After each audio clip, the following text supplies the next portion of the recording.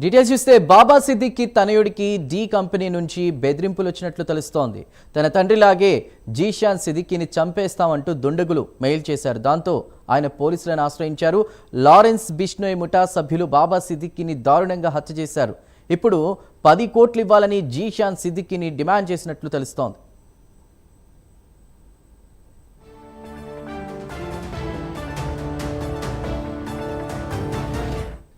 ఇదే విషయంపై మరిన్ని డీటెయిల్స్ మా నేషనల్ బ్యూరో చీఫ్ కళ అందిస్తారు. కళ, చెప్పండి. మహారాష్ట్ర మాజీ మంత్రి దివంగత నేత బాబా సిద్దికి తనయుడు ఎన్సీపీ నేత జీషాను గుర్తు తెలియని వ్యక్తులు చంపేస్తామంటూ బెదిరింపు మెసేజెస్ రావడము, సిద్దికిని అంటే తన తండ్రి బాబా సిద్దికిని చంపినట్లుగానే తనను కూడా చంపేస్తామంటూ మెయిల్ రావడం జరిగింది. దీనితో ఒక్కసారిగా జీషాన్ దీనికి సంబంధించినటువంటి టోటల్ ఇన్ఫర్మేషన్ అంతా తీసుకుని పోలీసులకు కేసు నమోదు చేయడం జరిగింది. తనను అంటే మీరు 10 కోట్లు డబ్బులను డిమాండ్ చేస్తున్నట్లు కూడా ఈ మెయిల్లో పూర్తి సమాచారాన్ని ఇవ్వడం జరిగింది.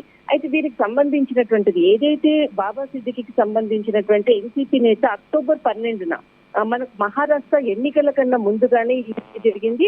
అక్టోబర్ 12వ తేదీన ముంబైలో ఏదైతే జిషాన్ అంటే ఇప్పుడు ఎవరైతే బెదిరింపు మెయిల్ వచ్చినటువంటి జిషాన్ కార్యాలయంలోనే తన తండ్రి ఉన్నటువంటి సమయంలోనే ఇది లారెన్స్ బిష్నోయ్ గ్యాంగ్ సంబంధించినటువంటి అక్షదీప్ రిల్ అనేటువంటి వ్యక్తి అతన్ని షూట్ చేయడము, తర్వాత ఈ విధమైనటువంటి ఇన్సిడెంట్ జరిగినటువంటి సన్నివేశం. అదే విధంగా ఏదైతే తన తండ్రిని చంపినటువంటి కార్యాలయంలోనే మీరు ఉంటారు కాబట్టి ఎప్పుడు కూడా మేము అక్కడే వచ్చి నిన్ను కూడా చంపేస్తామంటూ మెయిల్ పెట్టడం అన్నది ఇక్కడ మెయిల్లో వారు ఇచ్చినటువంటి పూర్తి మెసేజ్.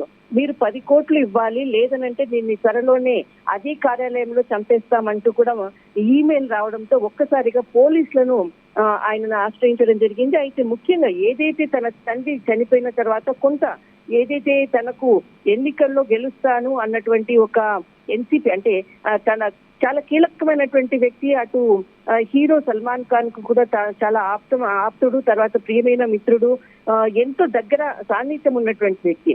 ఎన్నికల్లో ఖచ్చితంగా గెలుస్తారు అన్నటువంటి భరోసాతో కూడా ఉన్నది. కానీ ఎన్నికల్లో ఓడిపోవడము, కొంత రాజకీయాల్లో కానీ అన్ని విధాలుగా కానీ చాలా ఇప్పుడు ప్రస్తుతం సైలెంట్ గా ఉన్నాడు ప్రస్తుతము జీషాన్. కానీ ఈ సమయంలో కూడా ఈ విధంగా బెయిల్ అంటే ఒక మెసేజ్ రావడం, అంటే ఈమెయిల్ కి సంబంధించినటువంటి మెసేజ్ రావడంతో ఒక్కసారిగా పోలీసులు అలర్ట్ చేయడం జరిగింది. గత కొన్ని రోజుల క్రితం కూడా సల్మాన్ ఖాన్ కూడా చంపేస్తామంటూ కూడా బెయిల్ ఒక కాల్స్ రావడము, తర్వాత పోలీసులకు ఏదంటే వర్లీ పోలీస్ స్టేషన్ నుంచి కూడా ఒక వ్యక్తి మెసేజ్ చేయడంతో దాదాపు ఒక 15 రోజుల కిందట చేయడంతో అప్పుడు కూడా పోలీసులు అలర్ట్ కావడం జరిగింది. ఇలా పదే ఈ కాల్స్ రావడము, మెసేజెస్ రావడము, తర్వాత ఇన్వెస్టిగేషన్ చేసిన తర్వాత అతడు ఒక మానసిక రోగి అంటూ కూడా పోలీసుల నుంచి సమాచారం అందడం ఇదంతా కూడా చేస్తుంది. అయితే ఇక్కడ కొంతమంది సోషల్ మీడియా వేదికగా ప్రశ్నించేది, ఒక మానసిక రోగి ఒక మెయిల్ పెట్టేటటువంటి సోర్స్ ఉంటుందా అన్నటువంటిది ఒక పెద్ద ప్రశ్న సోషల్ మీడియాలో అడుగుతున్నటువంటి ప్రస్తుత పరిస్థితి.